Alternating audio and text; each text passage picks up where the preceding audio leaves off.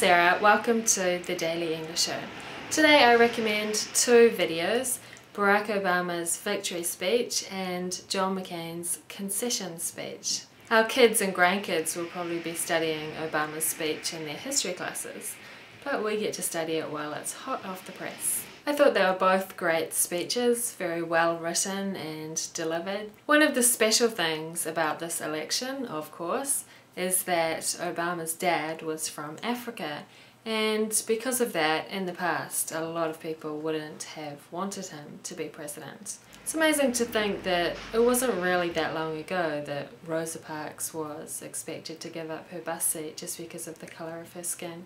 That was in 1955. The fact that Obama won was moving enough for me, and I wasn't alive then, and I've never even been to the United States. So it must be so much more significant for people who actually lived through those times. And in his speech, Obama talked about a 106-year-old woman who voted in the election. Her name was Nixon Cooper, and Obama said, "She was born just a generation past slavery, a time when there were no cars on the road or planes in the sky, when someone like her couldn't vote for two reasons, because she was a woman and because of the colour of her skin." In John McCain's speech, he also talked about the significance of Obama being the first African American president of the United States. A century ago, President Theodore Roosevelt's invitation of Booker T. Washington to dine at the White House was taken as an outrage in many quarters. America today is a world away from the cruel and frightful bigotry of that time. There is no better evidence of this than the election of an African American to the presidency of the United States. Of course, bigotry and racism, prejudice, and all kinds of nasty stuff still exists in the world, but I think in most parts of the world we've come a long way. In his speech, Obama said the true genius of America is that America can change. Of course he was talking about America because it was an American election, even though it kind of felt like a world election. But I think that's the great thing about people and societies in general, is that we can change. And we should all be happy when things improve in another country because it affects us all as citizens of the world. When we were at Acadia last year, they had a homecoming parade. Homecoming is a tradition at North American universities. It's a kind of reunion weekend they have every year when former students come back to visit. Keep it comfy for everyone. I have no idea what that means, but I like the word comfy. It's short for comfortable. Kia ora. In Stick News today, the Kenyan government has declared a public holiday to celebrate Barack Obama's victory. Barack Obama was born in 1936 in Kenya. When he was 23, he moved to Hawaii to go to university. At university, he met a student called Anne. They got married and had a baby. The baby was born on the 4th of August 1961.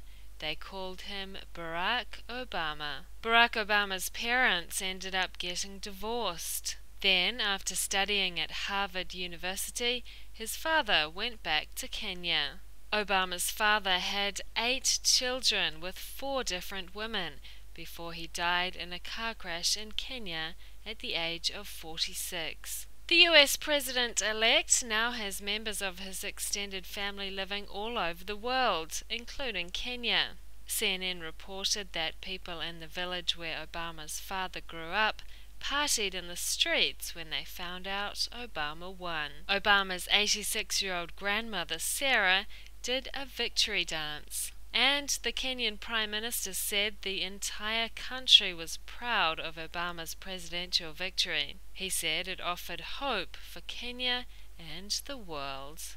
And that was Stick News for Thursday the 6th of November. Kia ora.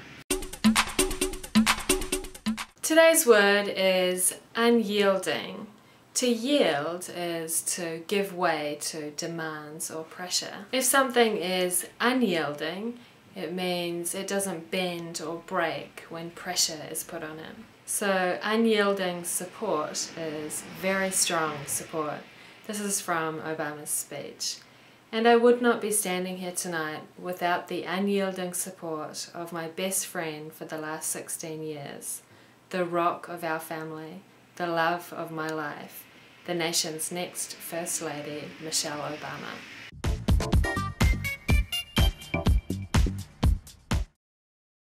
Do you really think Obama's going to change the world? You think all the world's problems have suddenly disappeared? But what difference will it really make?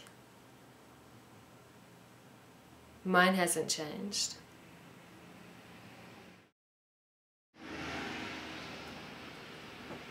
Yeah, he already has. No, of course not.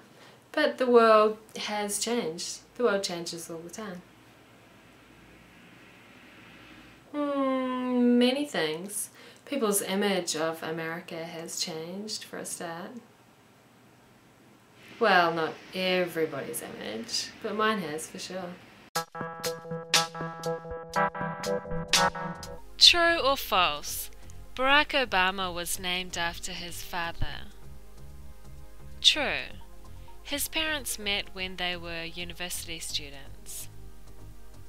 True. His father died last week. False. His father had 5 children. False. The Kenyan Prime Minister said the entire country was proud of Obama's presidential victory. True.